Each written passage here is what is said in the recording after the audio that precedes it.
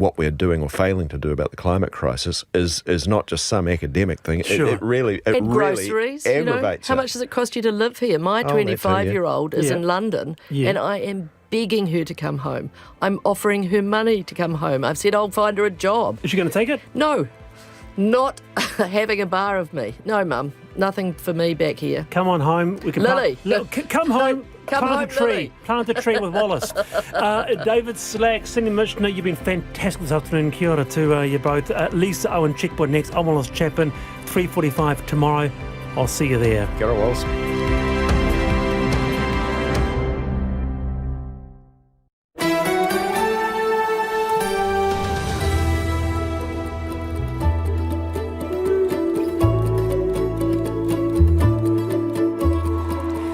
Te whakarongo mai koe ki te reo irirangi o Aotearoa. This is Checkpoint on RNZ National. I'm Lisa Owen.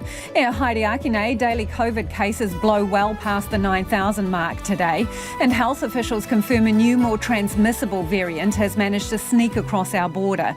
But the Prime Minister says the country will stay at orange alert for now. Meanwhile, some schools are counting down the days, hours and seconds to the holidays after spending the term hustling for relief teachers and plugging gaps. Professional women cricketers score the same match fees as the men. The great divide over Christchurch's proposed stadium. Two mayoral candidates head to head on the whys and why nots. And it seems curiosity is killing Kia at an alarming rate. So what can you do to help? RNZ News at 5. Good afternoon. Ahi Māori ko Evie Ashton tēnei. The Prime Minister says there's no plan at the moment for New Zealand to shift back into the red traffic light setting. COVID cases are on the rise and a new subvariant, BA.2.75, has been detected here for the first time.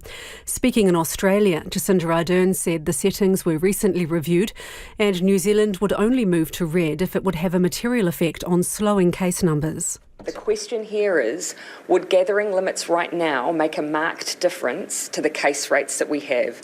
There is a real question mark over that, particularly given we are seeing those rates in some of our older New Zealanders. Jacinda Ardern says vaccination and mask use under orange are still the most effective defence. 9,629 new community cases were reported today, with 493 people in hospital. 11 of those are in ICU or a high dependency unit. The new Immigration Minister says he's open to putting migrant nurses on the fast track to residency if the current approach fails. In May, the government unveiled a green list for high-demand jobs, but put nurses on a second tier. That means they have to work in New Zealand for 2 years before applying for residency. Nurses, GPs, surgeons and other health workers say that makes no sense given the dire nurse shortage. Michael Wood is defending the decision but says he'll keep it under close review. Bearing in mind that the whole system only really kicked in from yesterday, if we need to make adjustments as we move forward to get to the outcomes, then I'll certainly be open to doing that. Michael Wood says it's not unreasonable to require someone to work in a country for 2 years before residency is obtained. The suspect in the killing of at least 6 people at an Independence Day parade in the American state of Illinois has been arrested after a brief police chase. More than 25 people were injured, some of them critically. Our US correspondent Simon Marks reports. Robert Cremo, also known as Awake the Rapper, is suspected of opening fire on the July 4th parade in Highland Park, an affluent suburb north of Chicago. Aged 22, he posted a series of highly disturbing videos on social media warning of an act of mass gun violence. Cremo could now face federal charges that may carry the death penalty. And just hours after the shooting in Illinois, there was another in Pennsylvania. 2 police officers were shot during what's being described as a security incident at a 4th of July concert and fireworks display. A Whangarei principal says the dental hygiene of kids in his region is third world. Hora Hora Primary School principal Pat Newman says tooth decay is a serious problem in his school and across the country. He says healthy options are too expensive for many families. If you haven't got a lot of money, then every now and again you like to reward your kids. And when soft drinks are cheaper than water and junk food is cheaper than good food, that's what happens. Pat Newman says the community has a responsibility to stop parents from feeding their children too much junk food. And Te Reo Māori proficiency and support continue to grow. The Stats New Zealand Wellbeing Survey shows people being able to speak more than a few phrases of Te Reo Māori jumped from 24% in 2018 to 30% in 2021. It also showed more than half of the population agree Te Reo should be a core subject in primary schools. Survey analyst Dr. Claire Bretherton says the younger generations are pushing the use of the language more. That increase in ability to speak at least a little bit of Te Reo Māori is really in those younger age groups, or in your sort of up from 15 up to around 44 age groups. And so that's where we're seeing that proficiency. Perhaps people learning at work and picking up through their jobs. Because of the Delta outbreak, the Wellbeing Survey interviewed fewer than 500 Māori compared to the 1,100 who took part in 2018. To sport, and All Blacks captain Sam Cane says the loss of veteran lock Sam Whitelock is a blow to the team ahead of their second test against Ireland in Dunedin on Saturday. Whitelock has been ruled out after suffering delayed onset concussion. Backup lock Tupou Vai has also been ruled out after testing positive for COVID-19. Cane says it's not the news the team wanted. Not ideal. Sammy was awesome in the weekend and become the second most capped All Black of all time, which is hugely impressive. We'll no doubt miss his leadership and what he brings. And then, Tupou had been playing well all Super Rugby and was hanging out for his opportunity, so it's a tough pill for him to swallow.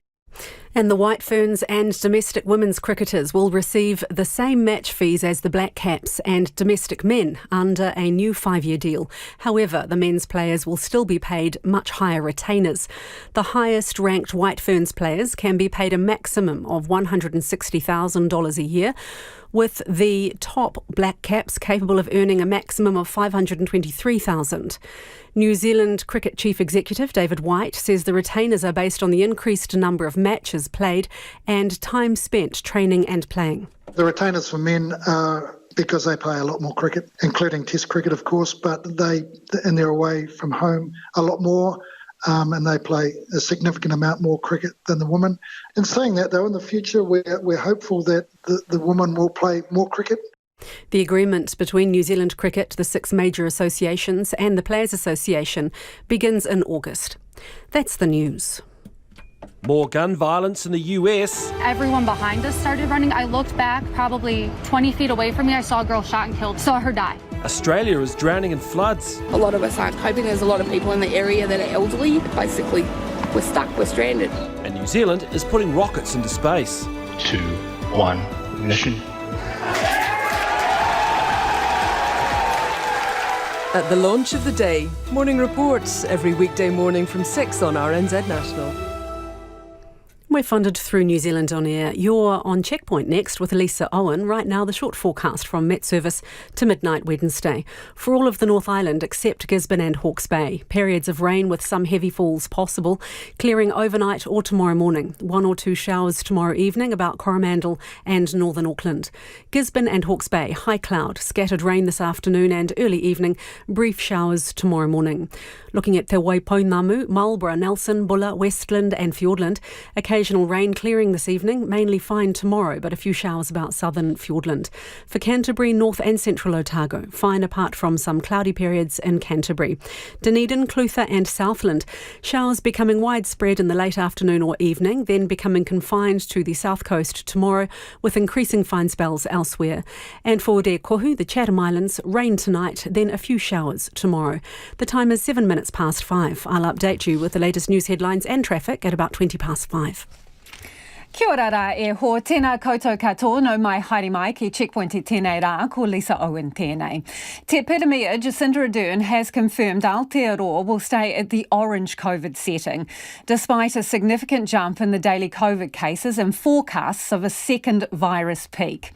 Daily case numbers have hit 9,629, with predictions it could reach 20,000 new cases a day in the next few weeks.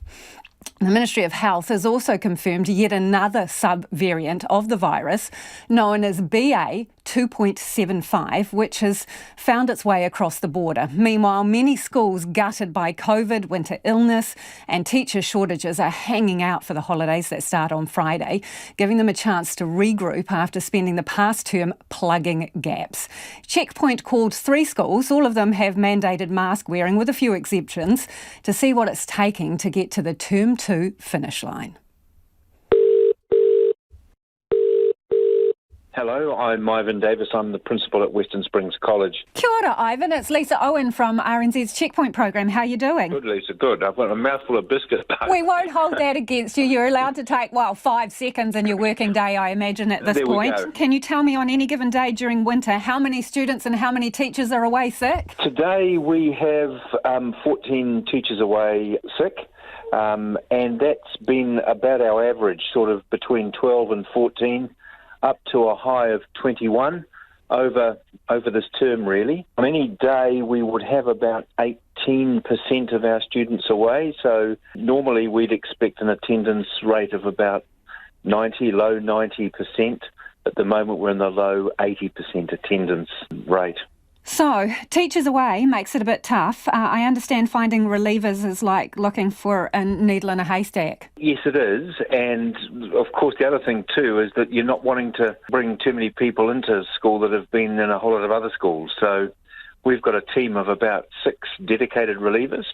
And for the rest of the time, myself, the senior leadership team, staff with free periods, we manage the classes that have got no teachers because we're pretty committed to keeping the school open. Our parents want that, our teachers want that. We don't want to go back into an online remote environment. So we've all mucked in to help out, really.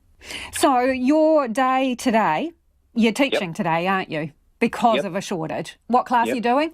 I've done Year 13 Geography from 11 o'clock till 12:30.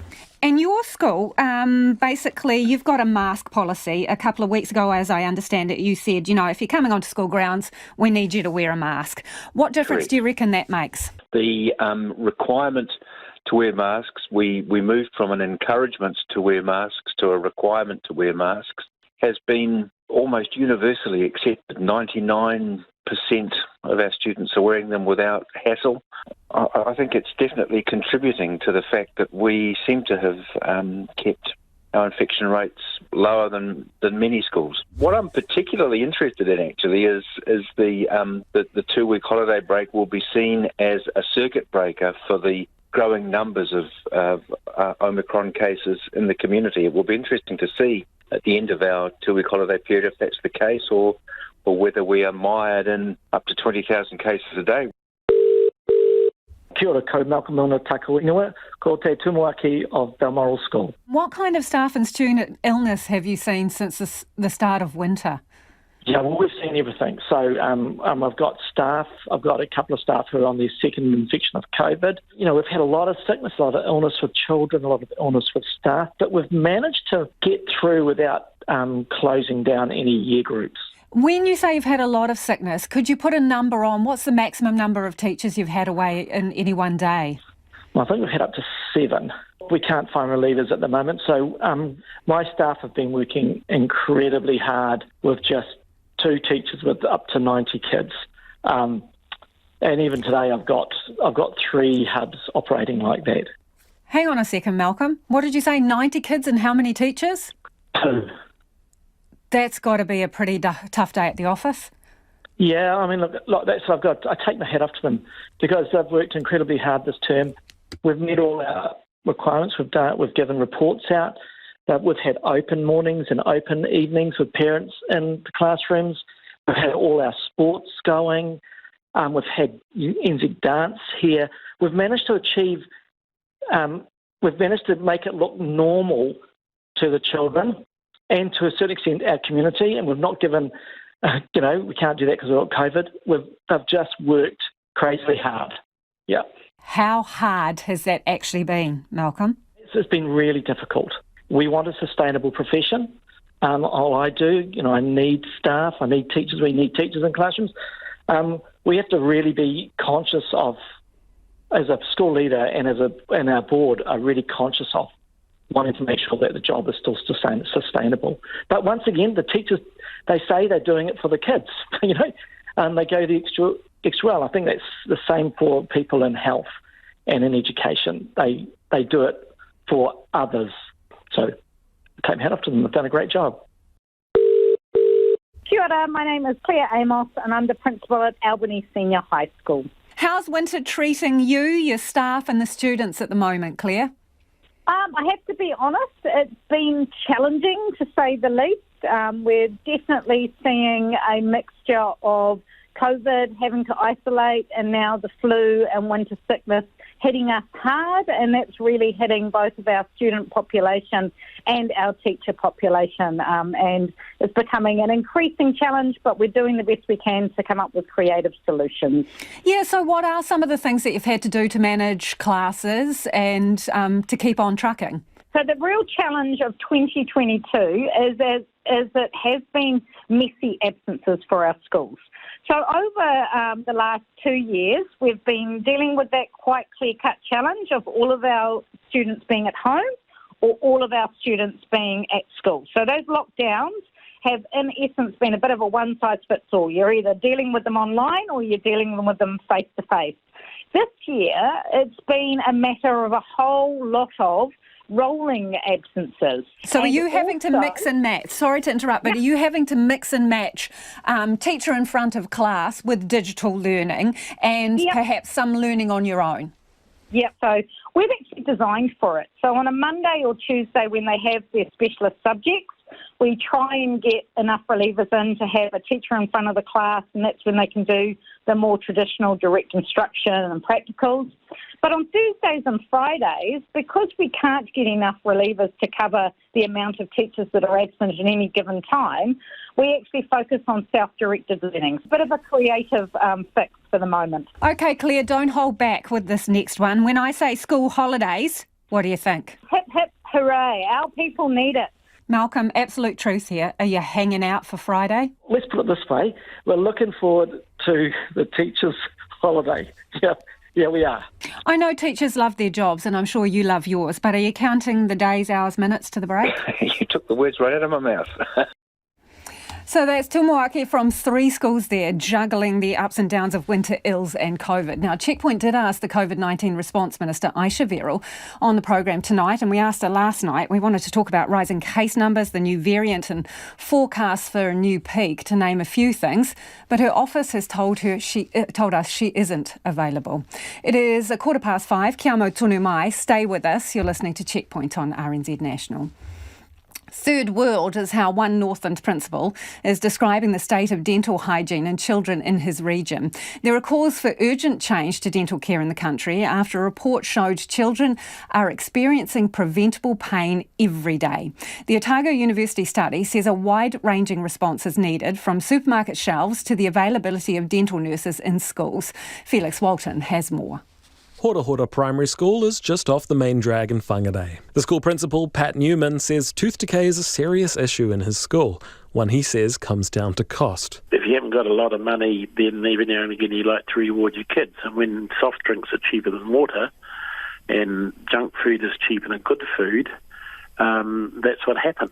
University of Otago research has found that by the age of 5, 60% of Māori and 70% of Pacifica kids have already experienced some form of tooth decay. The study's authors say there should be a limit on junk food marketing aimed at children and for healthy foods to be made affordable for low-income families. Rebecca Amadi is a dental therapist who used to treat children at school. She says even the most well-meaning parents struggle to fill lunchboxes with good food. To them, they're like, where is the chips? Where are the sticky muesli bars? So yeah, we're competing against supermarkets that are providing all this cariogenic, all this food that creates great opportunities for dental decay in the mouth. If parents can't prevent tooth decay, it falls to dentists. But dental therapist Helen Tane says the system can't keep up with demand. So we struggled with the shortage of our workforce to get to all of the children. Often what would happen is the high socioeconomic areas where the parents could advocate on behalf of their children would request their children would be seen regularly. Auckland dentist Vicky Nelson says as children's teeth get worse, their treatment becomes more invasive. We've had children, 5, 6, 7-year-old. I mean, I'm taking teeth out of kids again. That just shouldn't happen. And the delays of getting those children because they're not compliant in the dental chair because they're in pain. And they're scared. And so we have to get them into the hospitals to have general anaesthetics, and the waiting lists are 9 months, 12 months. Rebecca Amari says the government's funding isn't enough. But I could see as the money went from the top to the bottom that there was very little left on the ground to be able to provide the preventive care that the children desperately needed. And so we ended up, just providing essential care, which is sort of ambulance at the bottom of the hill stuff. Back in Whangarei, Principal Pat Newman wants to see the community take more responsibility. When does it come down to society actually having a role to play in this?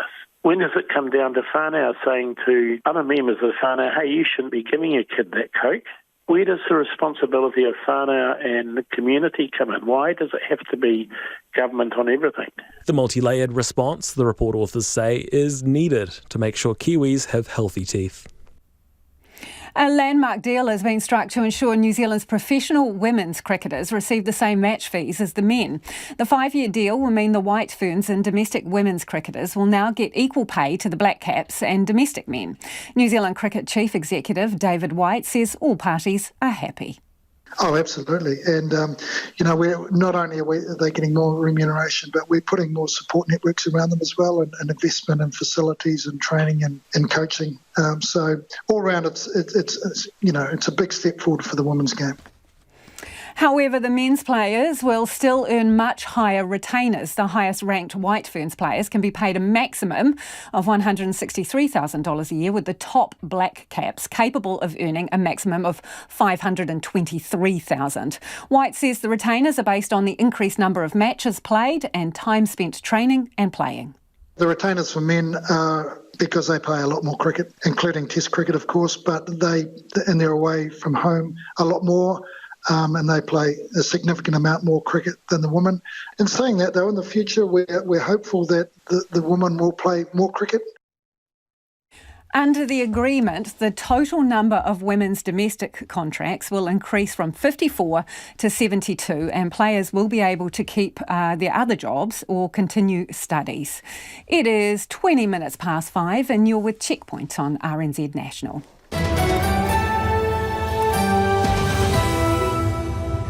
Homai or whakaaro, we would love your feedback. Lots to talk about this evening. Let me know what you think about the women's cricketers getting the same match fees as the men, but not same retainers. I'd really love to hear from you on that one. Also, the state of dental care for our kids at the moment. And COVID resurgence. Do we need more restrictions? How are you feeling about the situation? We're at orange and the Prime Minister says doesn't look like we're going to red anytime soon. Don't forget you can text us on 2101. You can tweet us at Checkpoint RNZ, or there's always the email, checkpoint@rnz.co.nz. Time to get to the headlines now. Ko Evie Arno tēnei. Kia ora, Lisa. The Prime Minister says there's no plan at the moment to shift New Zealand back into the red traffic light setting. Epidemiologists are sounding a warning with COVID cases once again on the rise and a new subvariant detected here for the first time. A Whangarei principal says the dental hygiene of kids in his region is third world. Hora Hora Primary School principal Pat Newman says tooth decay is a serious problem in his school and across the country. A new wellbeing survey from Stats New Zealand shows mental wellbeing has worsened since its previous survey in 2018. Mental Health Foundation Chief Executive Sean Robinson says the pandemic definitely played a role, but can't cop all of the blame. US police say they've detained a suspect after a mass shooting at an Independence Day parade in a Chicago suburb, which killed at least 6 people. Officers say a 22-year-old male has been taken into custody. The New Zealand Film Commission says the Avatar movie franchise has created jobs and pumped money into the local economy. It follows criticism from the ACT Party. They want screen industry subsidies scrapped. And rat numbers have tripled on New Plymouth's popular coastal walkway this year, posing a threat to korora or little blue penguins. But experts say the long-term trend continues to be downwards. Those are the headlines. Looking at traffic in the main centres, no delays to report at the moment.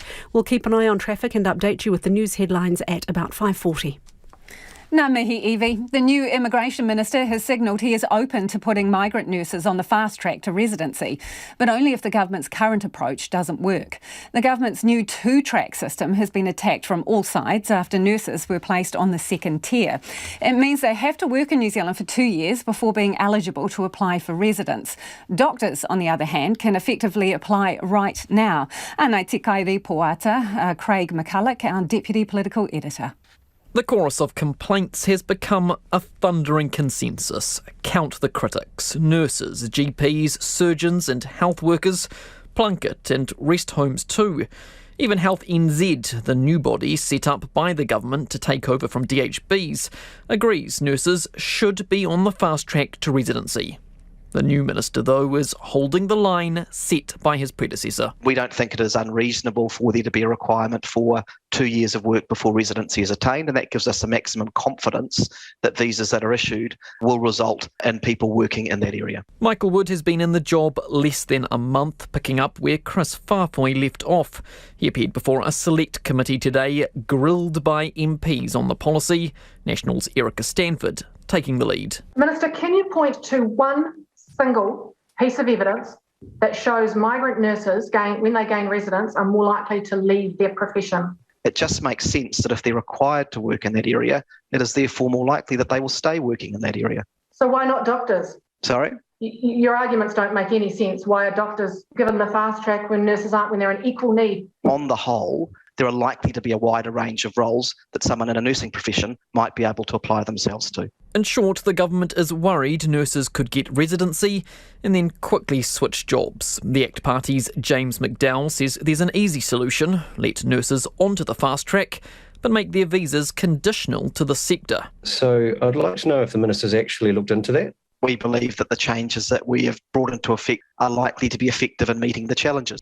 The criticism comes not just from the right, but the left too. The Green MP, Ricardo Menendez-March, pointed to a recent review by the Productivity Commission, which criticised migrants being tied to a single employer. Do you not think that could risk further exploitation of migrant nurses compared to other professions that do not have to go through an employer-bound visa system? I do remain open-minded about the Productivity Commission's recommendations. And there lies a glimmer of hope for the profession. More broadly, the minister says he will keep a close eye on the settings as they come into force. Bearing in mind that the whole system only really kicked in from yesterday, if we need to make adjustments as we move forward to get to the outcomes, then I'll certainly be open to doing that. A welcome commitment, but one unlikely to placate a health sector creaking under pressure. The clock's running down for anyone wanting to have their say on whether the proposed Christchurch stadium should go ahead or not. The City Council kicked the hefty decision back to ratepayers for submissions after a $150 million blowout was revealed earlier this month, meaning the total cost could run close to $700 million. It's a debate that split locals. Some businesses need the stadium to breathe life into town and attract top sports matches and concerts, but others reckon enough already and question where the extra dosh is coming from. Well, joining us now are two mayoral candidates, one from each side of that divide. David Mates wants to hit pause on the project, while Phil Major is keen to convert the dream to a reality. Tēnā kōrua, gentlemen. Kia ora. Good evening. David, can I start with you? Pushing pause, is that a polite way of, telling us that the project is dead if you're going to be mayor? Absolutely not. Lisa, I support a new stadium for Christchurch. It's what's been promised for the city and it's what must be delivered. And if we don't deliver a stadium, it's going to remain a grievance for Christchurch and won't be resolvable in the future. So what does pausing achieve, though? But what's unbelievable at the moment, 12 years on, there are still some critical questions that haven't been answered. OK, but what would pausing achieve?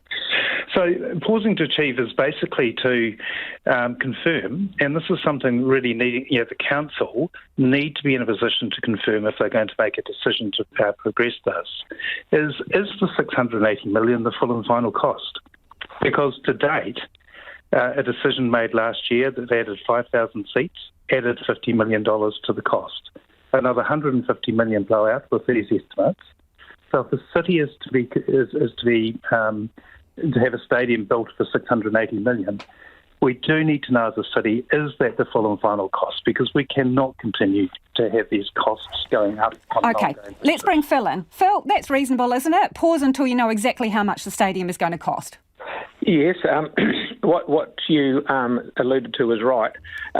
I actually paused. I went on John McDonald a while ago and said I'd like to pause because. But you changed your mind, Phil. Yes, I did, because when in my previous life as a contractor, when I got a big fright-like number, and it is a fantastically big number and it's very scary, I'd pause and sit back and look at things. Now, I have been told by the delivery board that the price that we have got in front of us is a fixed price until the 15th of July. Now, we vote on it on the 14th of July, from what I'm told, and I've got to go into it with an open mind.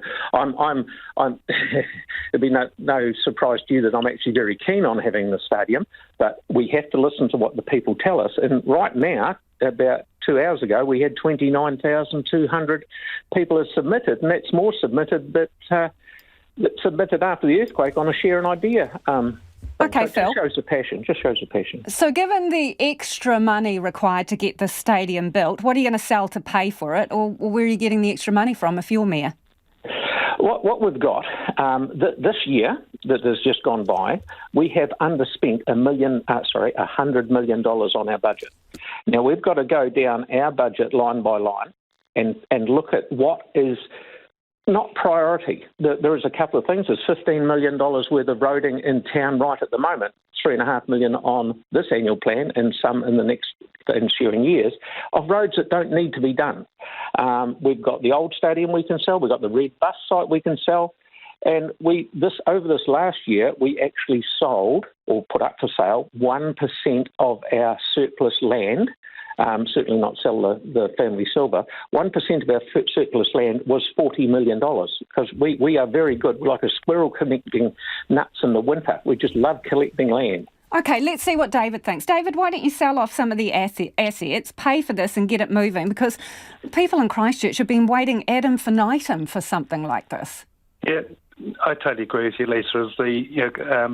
As a member of this community, I still find it unbelievable that 12 years on we're having the same conversation. But to randomly at this point starting to say, well, we need to sell this and that, I would have expected this to have been done and sorted out a long time ago.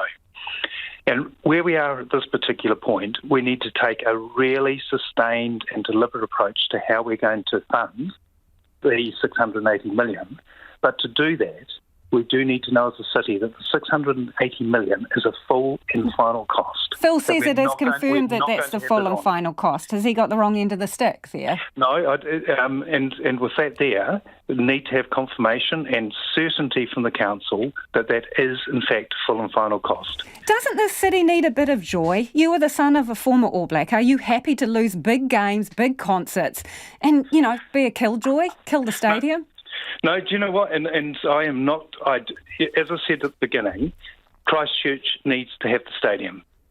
It's basically a promise and a commitment that's been made right from the earthquakes. And I'm still staggered that 12 years later that it hasn't been delivered. But we do need to be mindful. There was decisions made last year to add another 5,000 seats, which added $50 million, and then another $150 million. We've got to be careful that this does not become just an ongoing festering increase in costs. Phil, if we can have that certainty and being able to cut that off, then we can make a decision to go ahead with the stadium. Phil, can you really be spending the pūtea and the money on this when, for example, you've got Bromley, which is actually literally involved in a shitstorm? Yes, it certainly is. I'd just like to just reiterate. So if it is a fixed price, David is happy to proceed with it at the moment. David? That's one of a couple of things needing to happen because you're equivocating now. Let's have it straight. Could we have a straight answer? If that is a fixed price, is it thumbs up from you? If it's a fixed price where it is a full and final cost and there are sufficient funds to enable the city to respond to other unplanned events, then yes. Yeah, Phil, so sufficient funds to respond to unplanned events and also other issues that are facing the city, like Bromley. Can you really be spending this money when you've got other more basic concerns that need to be met? As far as Bromley goes, I feel so sorry for the people out at Bromley. They must wonder what they've done to deserve this. They've had the organics processing plant plonked on their back doorstep where the wind blows at 1 mile an hour or 101 miles an hour from the east, and they've been copping it for nigh on 12 years. So that's one problem that we're solving. It is going to be shifted. I'm not quite sure where to, but we're changing that and we're getting it out of there. That is possibly going to be funded by the people who want to build the new building. We're not quite sure yet. So you can afford it all, Phil, is that what you're telling me, in a word? Yes, and just one thing, the fixing of the burnt trickle filters is all covered by insurance. Appreciate your time, both of you. That's Phil Major there, who is keen for the stadium, and David Mates, keen to hit pause until he knows what the full cost of it will be. Both mayoral candidates. It is 27 minutes to 6. Kia mau tonu mai. Stay with us. You're listening to Checkpoint on RNZ National, and it's time for the business news. Ko taku hoa I naenei, ko Anand Zaki, who is in our Christchurch newsroom. Anand, more bad news on the business confidence front, eh? Kia ora, Lisa. Yeah, well, if anyone's been paying attention to recent surveys from a couple of our major banks, this simply won't come as any surprise. This morning we had the Institute of Economic Research publish its quarterly survey of businesses, and confidence is now at its lowest level since the pandemic started here. And it's reflecting the fact that we're in a tough economic period. We have labour shortages, costs are rising, and interest rates are rising as well.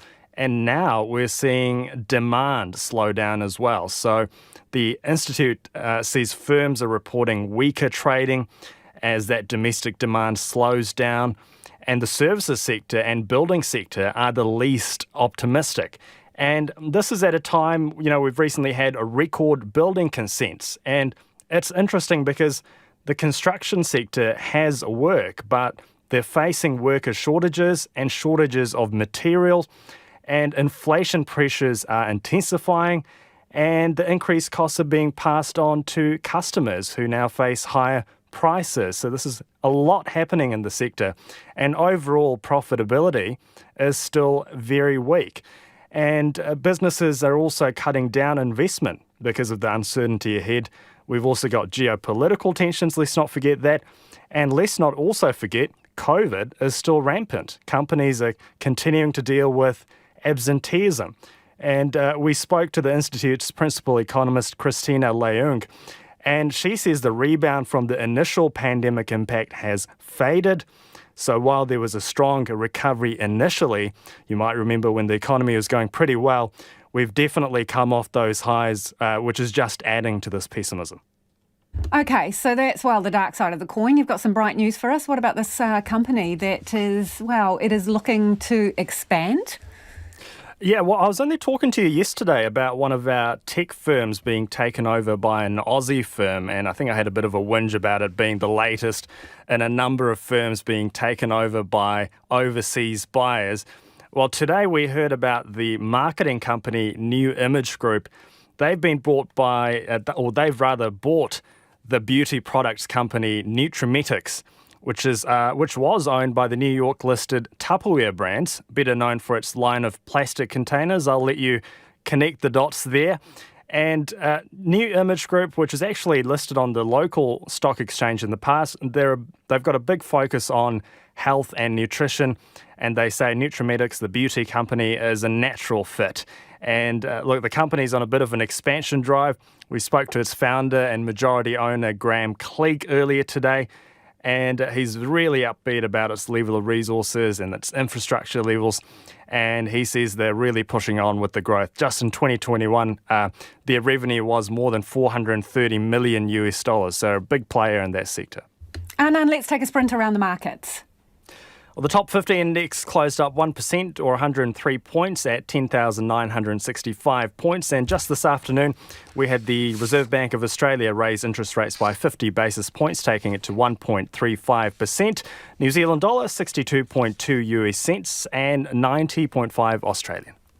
Thanks, Anand. Ka kite Anandzaki there with business news.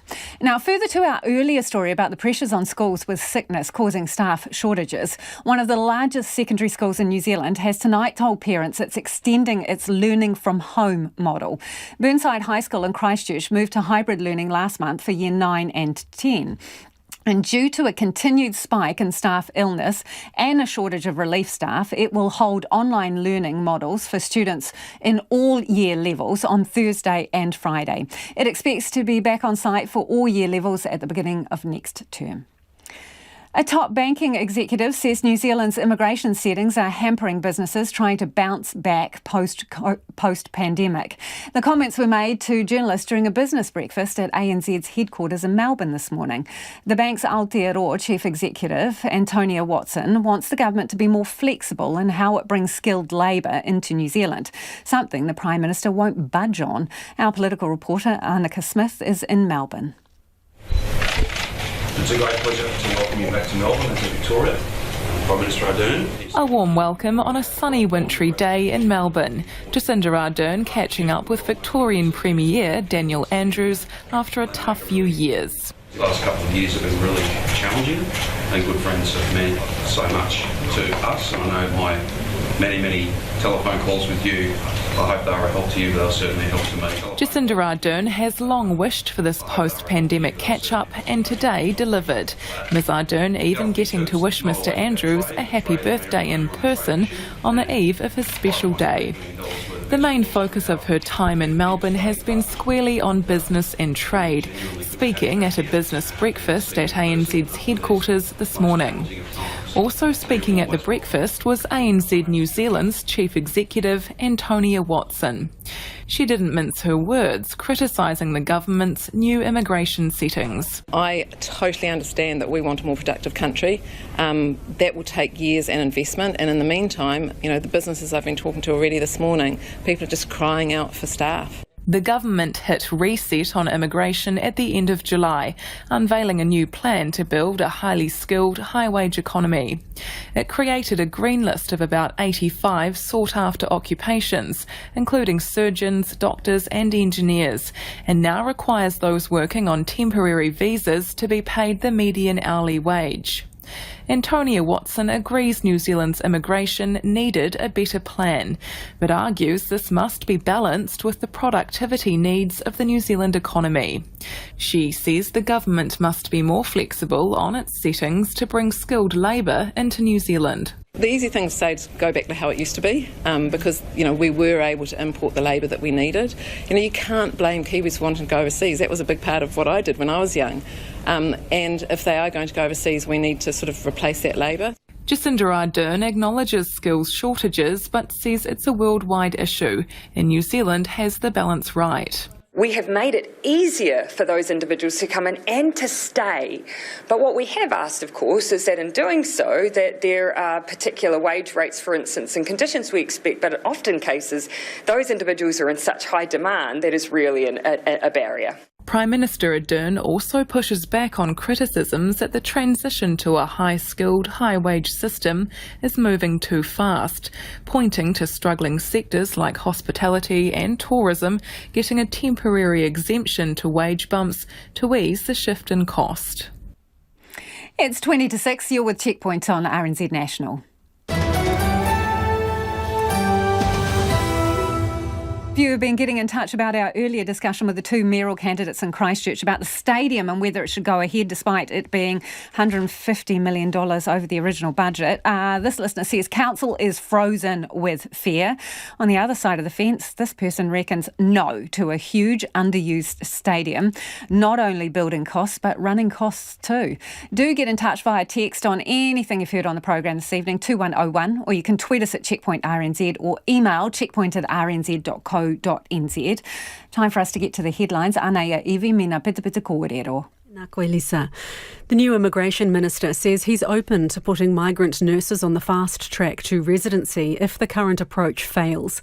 The government's new two-track system faced significant criticism after nurses were placed on the second tier. Meanwhile, the Prime Minister's defending the settings at the border against criticism they're too inflexible to address New Zealand's severe skills shortage. Jacinda Ardern says the priority is to bring in higher skilled workers for sectors with skills shortages. A new study has found that by the age of 5, more than half of Māori and Pasifika kids have already experienced some form of tooth decay. Dental therapist Dr. Rebecca Armadi says parents are struggling against unhealthy foods marketed towards kids.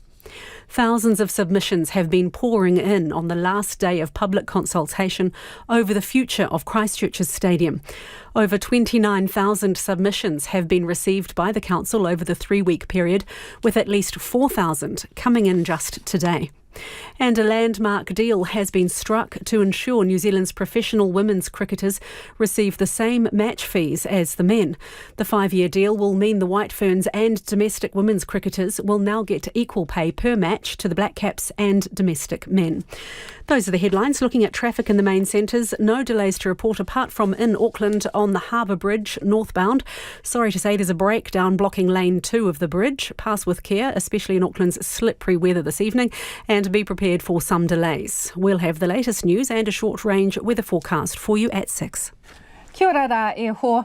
Police in Chicago have arrested a suspect following a mass shooting during an Independence Day parade. 6 people are dead and dozens more were injured when a sniper on top of the high-rise building fired on them. Andrew McRae reports.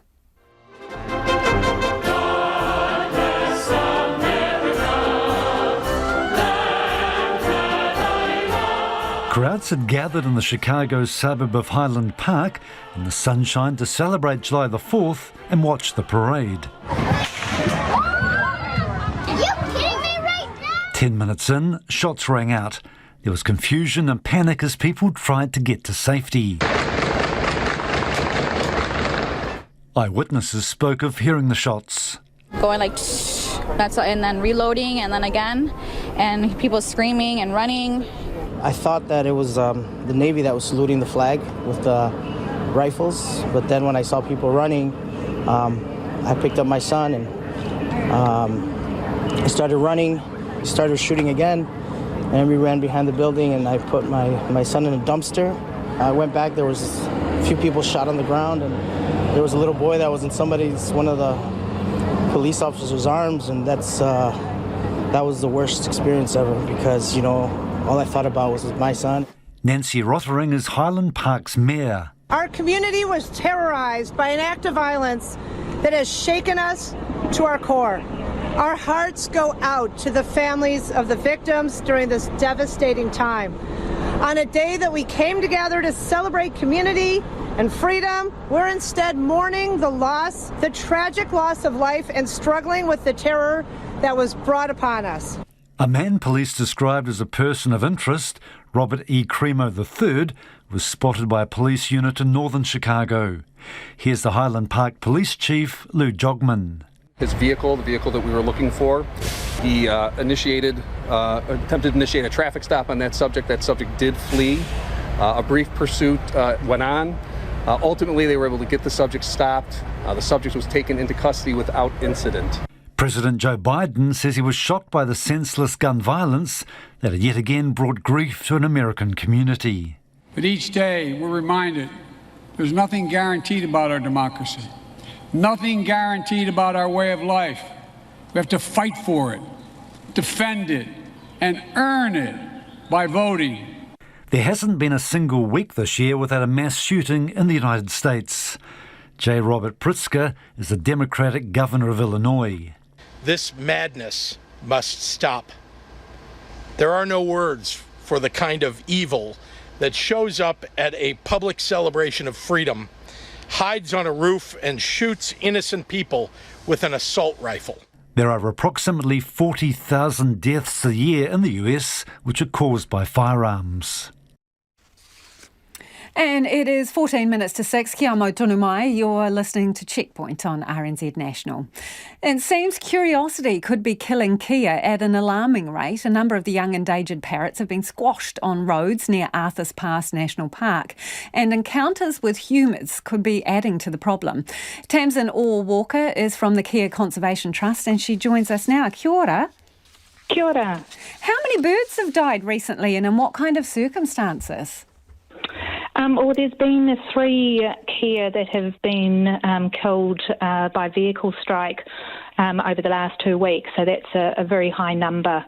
And of course, kea continue to die in the area, mainly due to the fact that they, come into contact with people and accidents happen. Yeah, those smart critters, aren't they? So what's leading them to the road?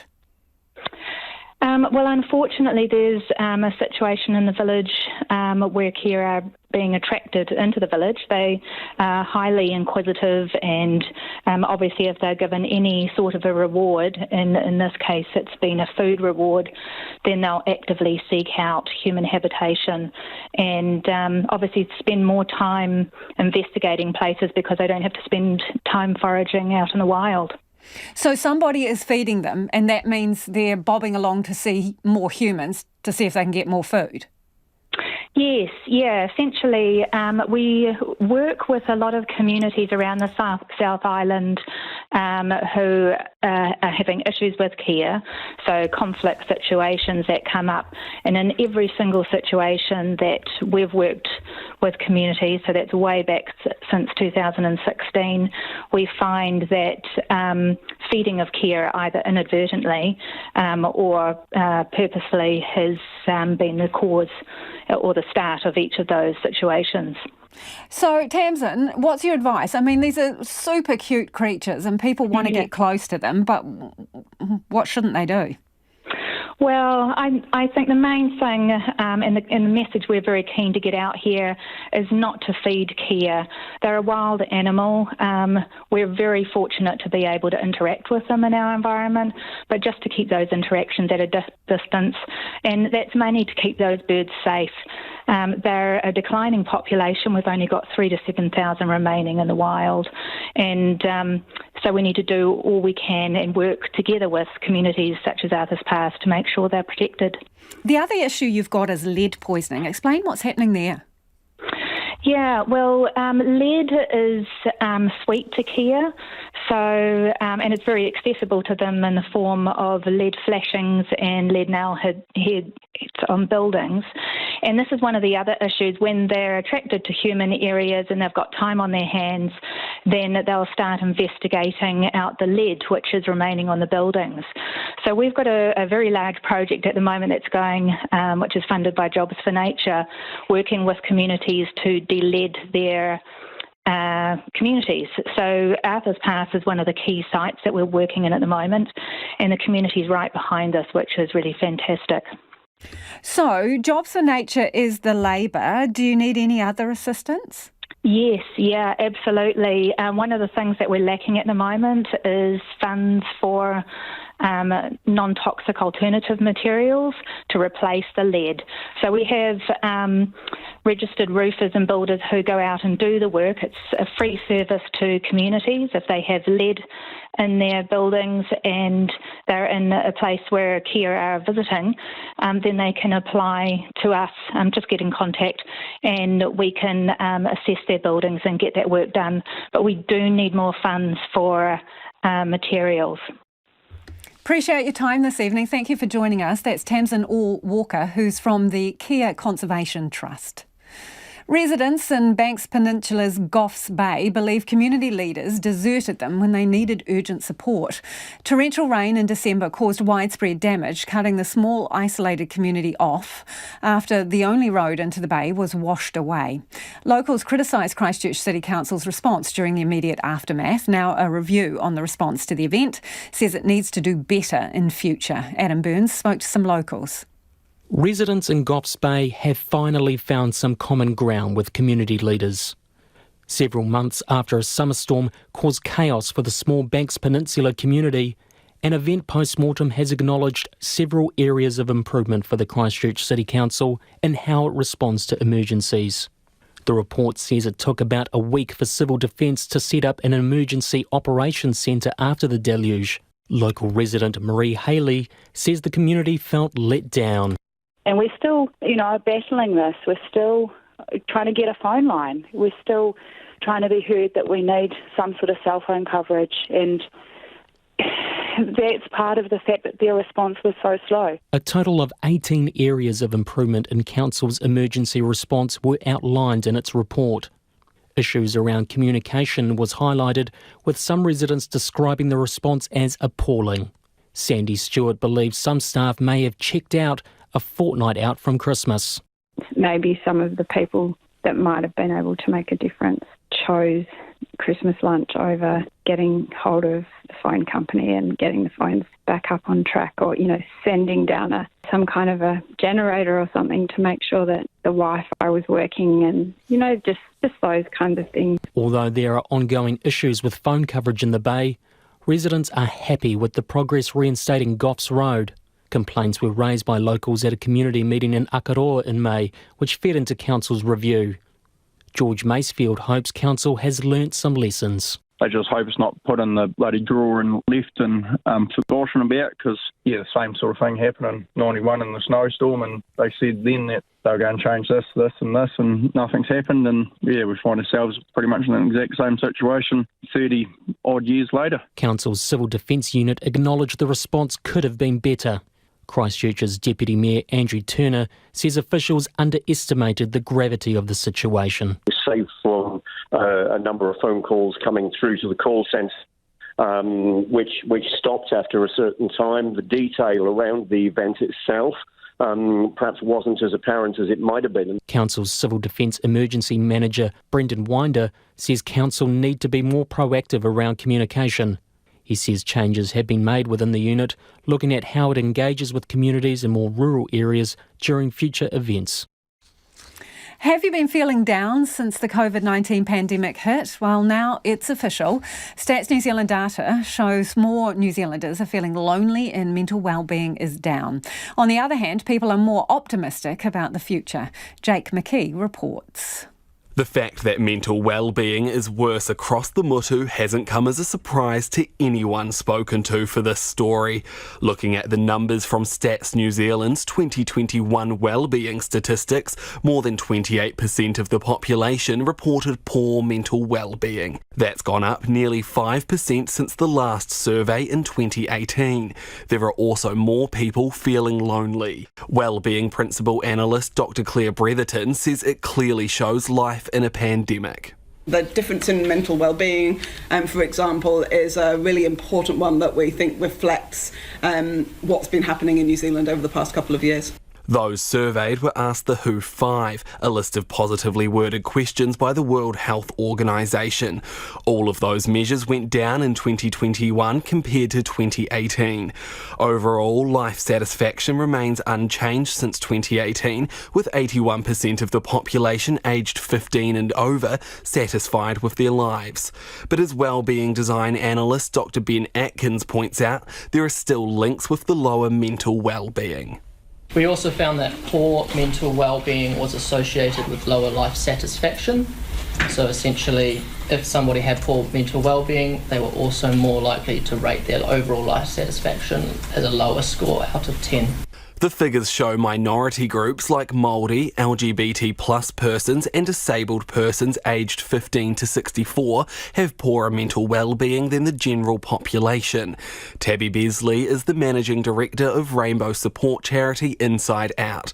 She says the pandemic amplified issues and cut people off from support services and community spaces. People haven't necessarily been able to access those same supports or be in those community environments that we know are really protective factors for their well-being. I think as well for many in rainbow communities, they don't always have the same strong relationships with family, for example. Tabby Besley's concerned with how things could have worsened since the study was conducted, noting a recent spate of anti-rainbow sentiments. She says there needs to be better resourced support for rainbow communities, but people can also help out on the individual level.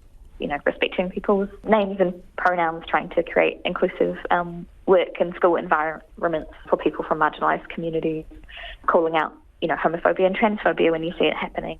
Mental Health Foundation Chief Executive Sean Robinson says the pandemic definitely played a role in worsening wellbeing, but can't cop all the blame. we already had an ongoing major issue with mental health and well-being in this country pre-COVID-19. He says improving mental well-being isn't always a quick fix. As a society, we definitely need to build the kind of environment where everybody's mental health is uplifted by the conditions they live in. And we also need to be building the support services and the sort of culture of supporting and manakiing one another, that we need when we are struggling. Minister of Health Andrew Little also says improving mental health is a big task. He says work needs to be done around things like social cohesion and recognising and welcoming diversity. The Governor-General has honoured several people who showed extreme bravery during the terror attack in Christchurch. Among those recognised were members of the public who rushed at the gunman to try and stop him, like Naeem Rashid, who confronted the terrorist in Al Noor Mosque. He was then shot and killed. Also honoured today were police officers who responded to the attack on the day, people who were simply driving past at the time and stopped to help, and others who took the wounded to hospital. Dame Cindy Kero says they went out of their way to try and help others. Today we acknowledge the individuals who exhibited great presence of mind and acts of extraordinary courage at the Al Noor Mosque and the Linwood Islamic Centre on the 15th of March 2019. Everyone honoured with Bravery Awards today understood the great peril they faced on the 15th of March. Nonetheless, they acted without hesitation to help in any way to preserve the lives of others. In doing so, they have earned the utmost admiration and respect of their fellow citizens. The Crown has recognised those acts of exceptional bravery with the honours I will present today. And that's the Governor-General, Dame Cindy Kero, recognising 9 people with Bravery Awards. Let's get to some of your reckons before the news at 6 on COVID. This listener says, as the PM said, get vaccinated, wear masks, use common sense. Still morons out there not wearing masks in shops, this person says. Yeah, tell us what it's like in your neighbourhood or area. Are people still wearing masks? We'd love to know, 2101. And the COVID resurgence, how about some resurgence payments, this listener says. How can businesses survive with no staff to sell or provide services? On the subject of COVID in schools, this is a common theme in the feedback. This person says, please ask the Education Minister to address the issue of stressed out teenagers unable to achieve the level of NCEA credits they aspire to as a result of them being so ill with flu and COVID and their teachers not being at school due to either themselves or their whānau having to isolate or take time off with sickness. RNZ News at 6. Good evening, kia ora tātou, ko Evie Ashton tēnei. The Prime Minister says there's no plan at the moment to shift New Zealand back into the red traffic light setting. Epidemiologists are sounding a warning with COVID cases once again on the rise and a new subvariant detected here for the first time. Here's our political editor, Jane Patterson. Speaking in Australia, Jacinda Ardern said the settings were recently reviewed and New Zealand would only move to red if it would have a material effect on slowing case numbers.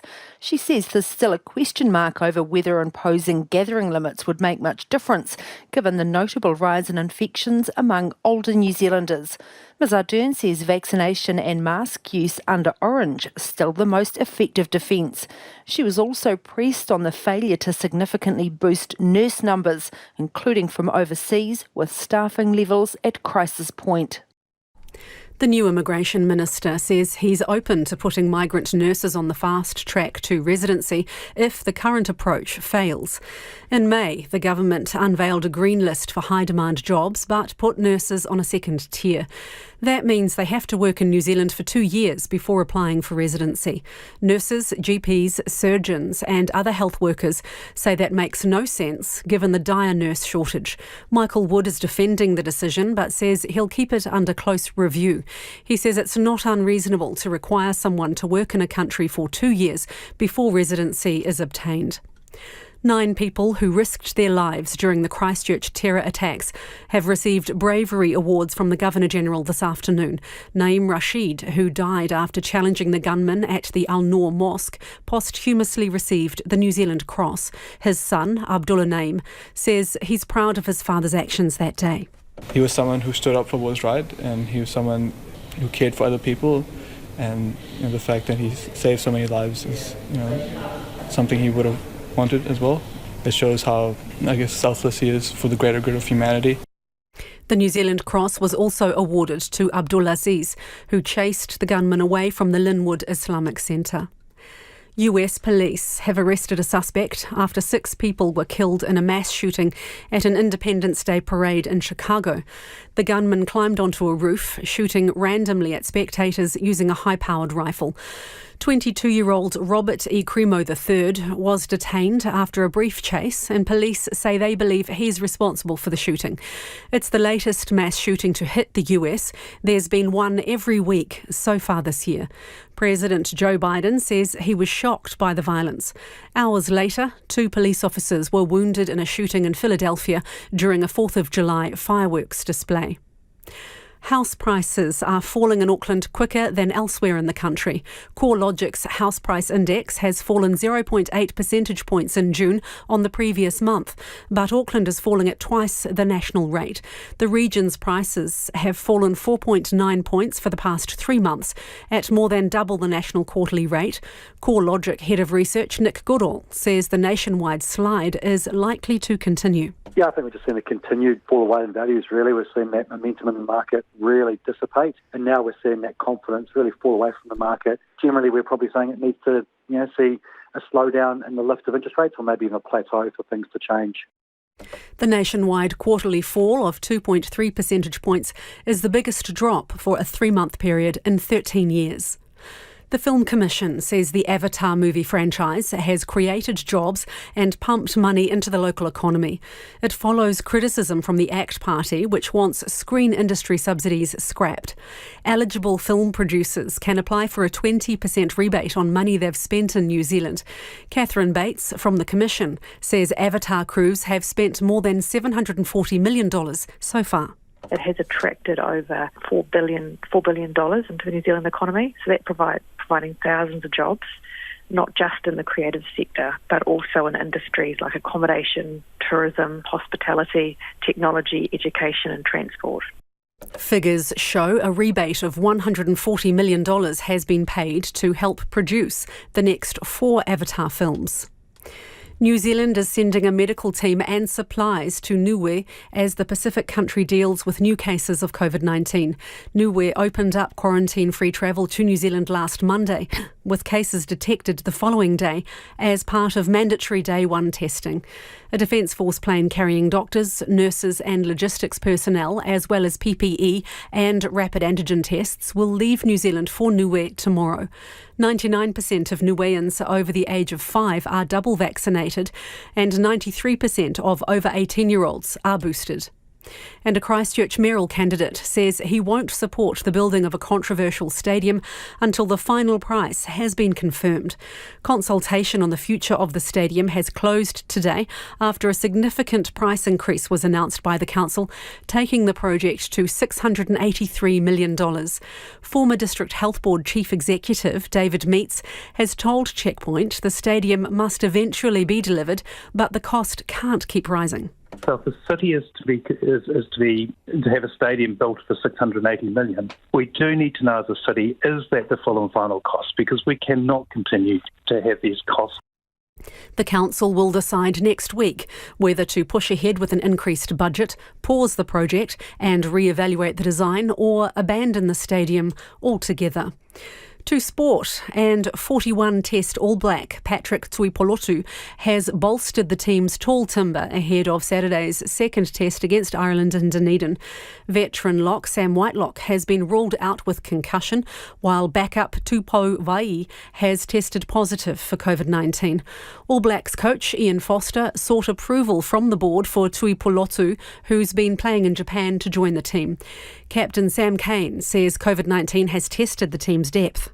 We've got to the stage where anyone who hasn't had it, it's lurking, it's going to strike soon, and poor Toops had to get it this week. But man, in terms of replacements, they got a 40-odd test All Black and Patrick Tupelo to call in. He trained with us last week too, which was awesome, so he's up to speed and will slip in pretty seamlessly. And a landmark deal has been struck to improve New Zealand's professional women's cricketers' pay and contract conditions. Under the 5-year agreement, the total number of women's domestic contracts increase from 54 to 72, all with restricted obligations to enable players to retain full-time employment or study commitments. New Zealand Cricket Chief Executive David White says that was an important part of the deal. What we didn't want to do was pay young players $20,000 for domestic cricket and then them having to give up work or study. The other thing that there is a lot more investment is in the facilities and the coaching, medical, etc. around the domestic players. David White says the deal retains the pregnancy and childcare provisions contained in the existing agreements. That's the news. Tonight on Nights, military historian Damien Fenton brings us another story of some nation which didn't learn the lessons from it. What in Sci-Fi, Sci-Fact, the McDiarmid Institute's Krista Steenbergen ponders the plausibility of the new element. Dr. Tony Stark discovers in Iron Man 2. After his iron suit in Iron Man 1 got a little too radioactive. Problem is, any new element's only going to have a half-life of a few seconds. On Nights of me, Brian Crump, after the news at 7 on RNZ National. You're back on Checkpoint with Lisa Owen next. Right now, the short forecast from Met Service to midnight Wednesday. For all of the North Island except Gisborne and Hawke's Bay, periods of rain with some heavy falls possible, clearing overnight or tomorrow morning. 1 or 2 showers tomorrow evening about Coromandel and northern Auckland. Gisborne and Hawke's Bay, occasional rain overnight and tomorrow morning, then clearing. Marlborough, Nelson, Buller, Westland and Fiordland. Occasional rain clearing this evening or overnight, mainly fine tomorrow. Canterbury, North and Central Otago, fine apart from some cloudy periods in Canterbury. For Dunedin, Clutha and Southland, showers becoming confined to the south coast tomorrow with increasing fine spells elsewhere. And for the Chatham Islands, rain tonight, a few showers tomorrow. It is just gone 9 minutes past 6. I'll have the latest news headlines for you at 6:30. Thanks, Evie. No mai hoki mai. This is Checkpoint, ko Lisa Owen tēnei. 6 people dead, 25 injured, and now 1 man arrested. These are the bare facts of another mass shooting in the US. This time in a suburb just north of Chicago at the start of a 4th of July day of celebration. Hundreds of people, mums and dads and their children, had embarked on a parade through Highland Park when a gunman armed with a high-powered rifle started firing from a rooftop. The BBC's Nomia Iqbal reports. Here we go. The Independence Day parade had just started. Americans in this wealthy Chicago suburb were out in the sunshine, celebrating the day their country became an independent nation. Are you kidding me right now? 10 minutes in, shots rang out. There was confusion and panic. People moved quickly for safety.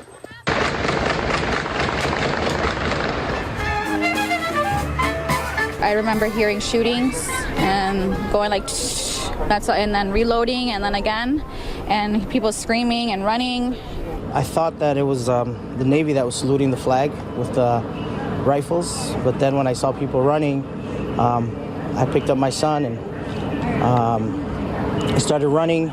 He started shooting again, and we ran behind the building, and I put my son in a dumpster.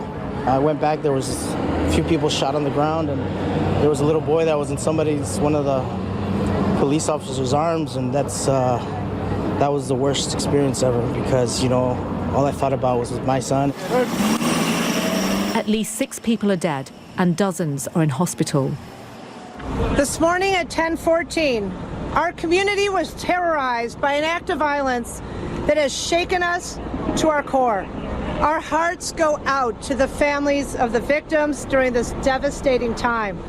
On a day that we came together to celebrate community and freedom, we're instead mourning the tragic loss of life and struggling with the terror that was brought upon us.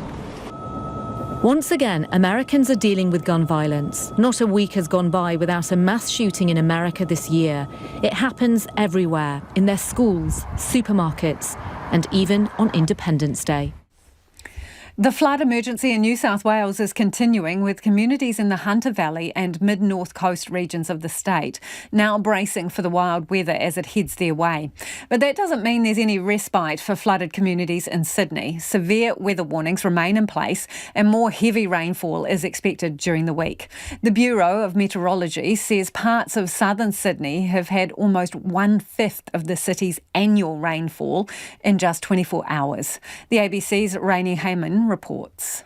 The New South Wales Premier Dominic Perrottet says more than 100 evacuation orders are in place and more than 50,000 people have been affected by flood warnings. He's calling on residents to heed those orders. This event is far from over. Please don't be complacent. Please be careful when you're driving on our roads. Obviously, there is still substantial risk for flash flooding across our state. And once again, as we always say, please don't drive through floodwaters. He says the State Emergency Service conducted more than 20 flood rescues overnight. Overall, there's been 5,300 requests for assistance since the beginning of the emergency. Of the 22 flood rescues that occurred overnight, 2 of those flood rescues occurred in areas where evacuation orders were in place. Please follow those instructions. If there is an evacuation warning in place, please get your belongings ready and get ready to evacuate. Thousands of homes are without power, and while electricity providers are working to get power reconnected, there's no indication of how long customers will be without. 9 evacuation centres are available to people across the state. 8 of those are in Sydney and 1 in the Hunter Valley. Minister for Emergency Services, Steph Cook, says the weather system is now moving into the lower Hunter area. We are expecting to see significant rainfall in that area, and then by tonight and into tomorrow, it will move up to the mid-north coast.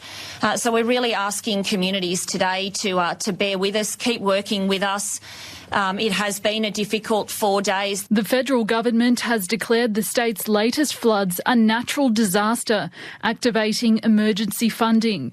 Federal Emergency Management Minister Māori Watt says the payments are available for residents in 23 local government areas affected by the crisis. Minister for Emergency Services, Steph Cook, insists it's the first stage of more help to come. There's quite an extensive list there covering everywhere from Sydney Metropolitan, the Central Coast, down through that Illawarra area.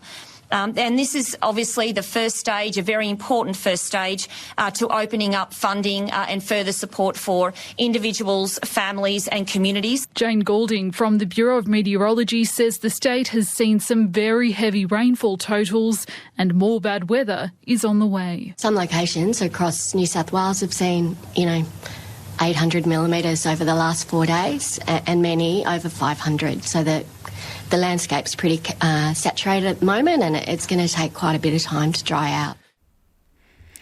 Meanwhile, New South Wales farmers who've seen their crops washed away, infrastructure destroyed and animals lost are beginning to count the cost of yet another disaster. Some say they're now on the brink of collapse. The ABC's Matt Bamford reports.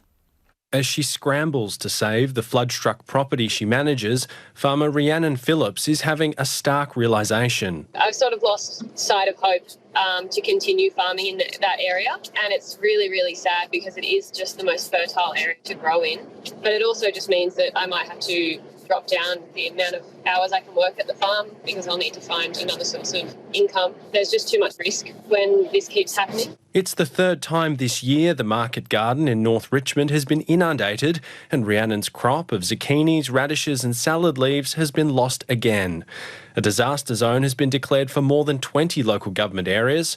The National Farmers Federation says the area stretching from the Illawarra to the Central Coast covers $1 billion worth of produce. I think it's pretty accurate. Plants can only grow so fast and we can only grow so many at a time. And if you do want, that beautiful produce that consumers want, then it does take time to recover. It's already having an impact at the supermarket. The cost of products like lettuce have soared in recent months.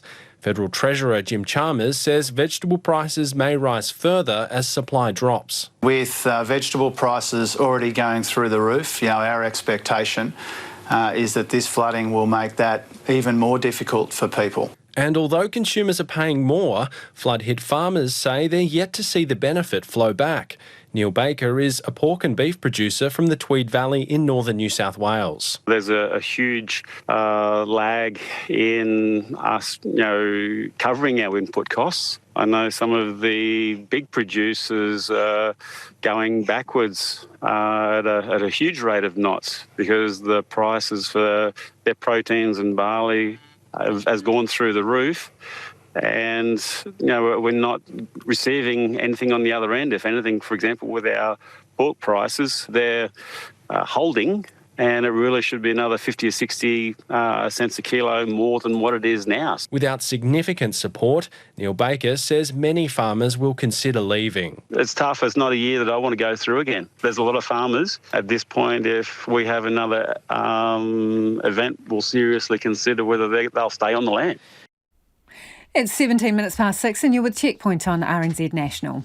President Putin has ordered his forces to push ahead with their offensive in eastern Ukraine after seizing control of the entire Luhansk region. It follows Russia's capture of the city Lysychansk yesterday, the final Ukrainian stronghold in that area. The Ukrainian army said it withdrew from the city, which is about 700 kilometres from the capital Kiev, to minimise losses in the face of superior Russian firepower.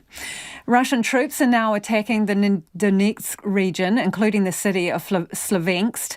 The BBC's Jonathan Beale has been with Ukrainian forces as they try to counter Russia's assault.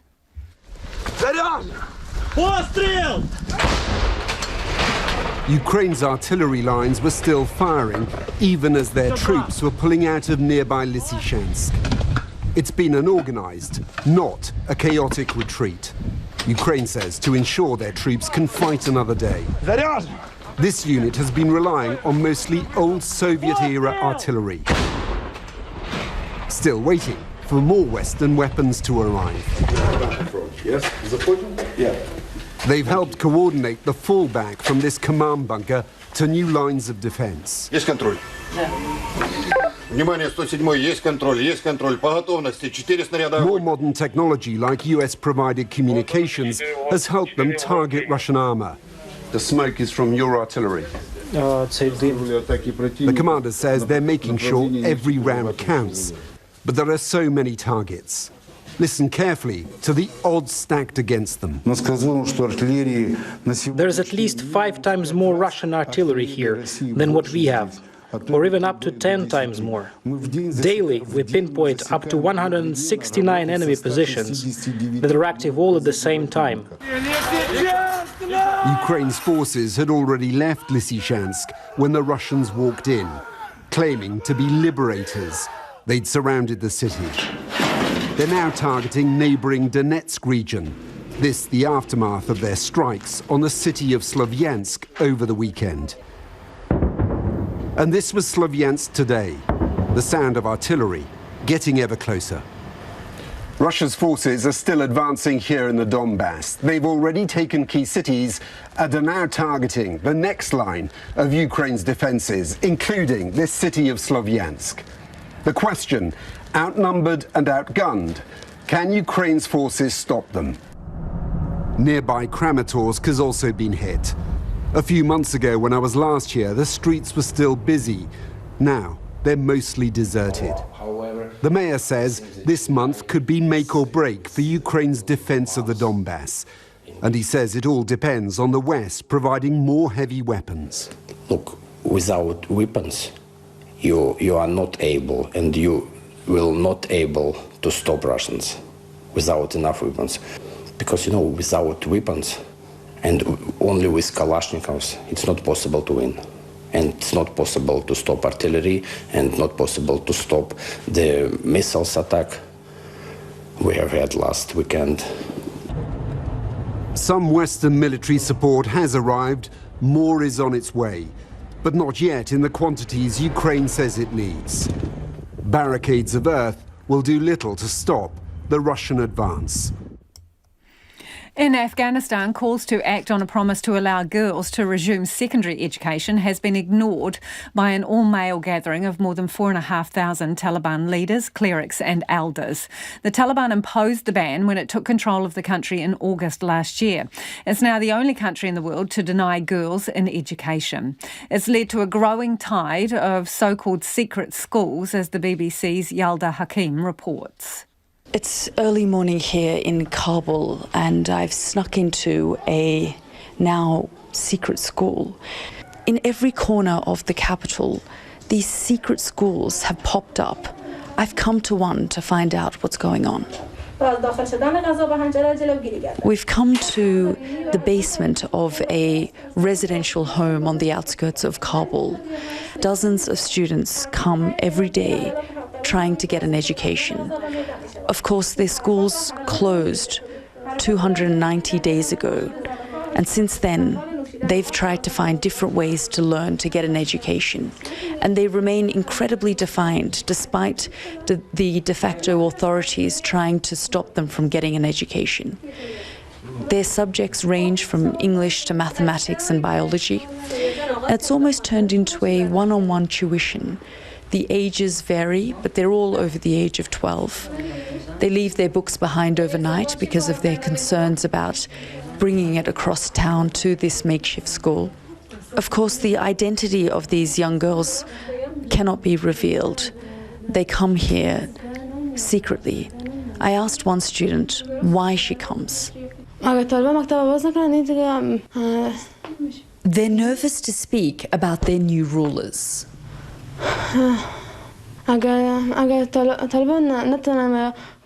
It's cruel not to open schools for girls. We have as much right to learn as boys do. It would be cruel of the Taliban not to allow us to return to our schools. Their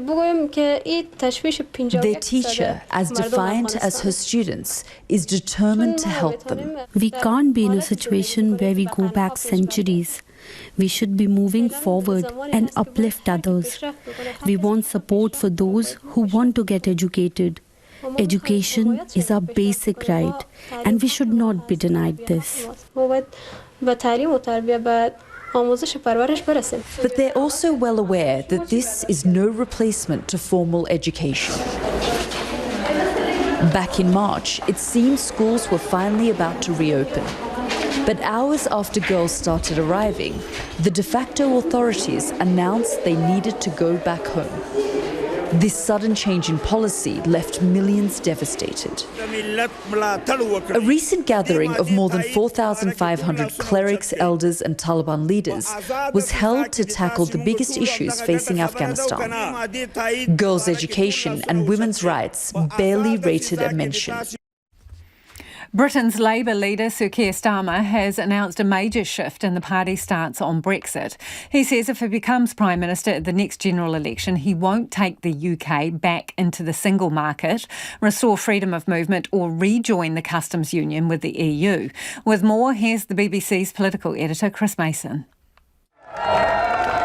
It's 2019 and Keir Starmer is greeted as a hero for turning up at a rally calling for another Brexit referendum. He wanted a second vote and he wanted Remain to win, just as he had back in 2016. But that was then. This is now. Under Labour, Britain will not go back into the EU. We will not be joining the single market or the customs union. Just 3 years ago, you were advocating another referendum and you were advocating a vote for Remain. What's changed? What we can't do is reopen all those arguments, all those divisions, but it's also about my central mission, which is growing the economy. Bluntly, though, what do you actually believe? Is it what you said 3 years ago, or is it what you're saying now? Well, we have left the EU now. It's really about unblocking all of the bits of the Conservative Brexit deal that are holding us back. At the last election, Labour lost loads and loads of seats it had held for decades, which had voted leave in the Brexit referendum. Places like this, Lee, in Greater Manchester.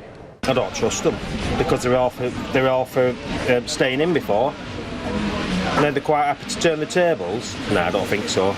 We're too far down the line now to do anything different. Despite all the mess that we're in from Brexit. They still don't want to go through it all again and change it back.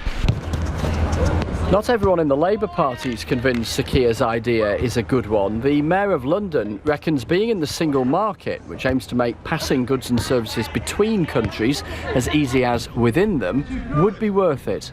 We can't go back into the European Union. The British public have spoken. What we can do, though, is to make sure we have the least worst option. For me, that's being members of the single market. But remember, Sir Keir could be out, his career over any day now over this, a curry and beer he had last year in an MP's office during COVID restrictions. He said if he's fined, he'll resign. Your career is still in the hands of Durham Police. Do you contemplate that any given day could be your last day as Labour leader? I'm confident there's been no breach of the rules, and obviously the police will have to make their decision. So there's nothing new, I'm afraid.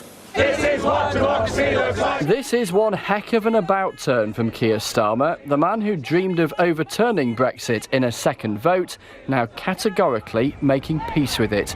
Expect soon his broader economic vision, if he's still in the job.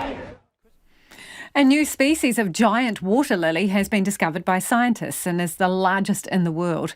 The huge plant has been hiding in plain sight for nearly 180 years. Here's the BBC's science editor, Rebecca Morrell.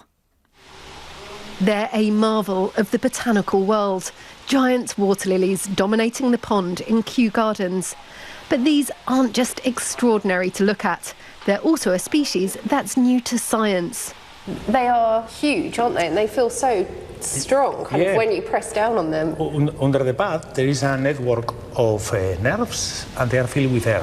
For years, these plants were thought to be another species, but scientists suspected this wasn't the case. When you think this is a new species, you have to demonstrate it, and this is what we just have done. This is just one of those things which is, I cannot really put it into words, you know. I believe this is the highlight of my career. And this new species is called Victoria boliviana, named after Bolivia, where it grows in the wild. Standing here, you really get a sense of just how huge this is. This is one plant, and it's still growing. Not only is this the first discovery of a new giant water lily species in more than 100 years, it's also now the biggest water lily in the world, with leaves that grow to more than 3 metres. That's 10 feet in size. Astonishingly, the new species had been hiding in Kew's archives for more than 150 years. A specimen was collected and dried and stored, but wrongly identified. A few more of your thoughts before we head off on the stadium in Christchurch. This listener says it's a legacy project. Get on with it and get it started. It will only get more expensive as time moves on. On the very poor state of kids' teeth, this person says it's parents who are causing their children's tooth decay. How many 5-year-olds buy their own food? Another person says, when has tap water been more expensive than soft drink? When has carrot sticks been more expensive than a bag of chips? Parents just need to be more thoughtful. Now, the late news team's going to keep you updated throughout the night. If you missed anything on Checkpoint, check us out, Spotify, Apple, or wherever you get your podcasts from. Ko te kaupapa tuatahia pōpō, and tomorrow from 5 a.m. First Up takes a look at the suburban high streets, which have been booming since COVID, while city centres continue to suffer. Have a fantastic evening. Kia pai tōpō. We'll catch you tomorrow. RNZ News headlines at 6:30. Kia ora tātou, ko Evie Ashton tēnei. The Prime Minister says there's no plan at the moment to shift New Zealand back into the red traffic light setting. The new Immigration Minister says he's open to putting migrant nurses on the fast track to residency if the current approach fails. House prices are falling in Auckland quicker than elsewhere in the country. And 9 people who risked their lives during the Christchurch terror attacks have received Bravery awards from the Governor-General this afternoon. Those are the headlines. Our next news and weather is at 7.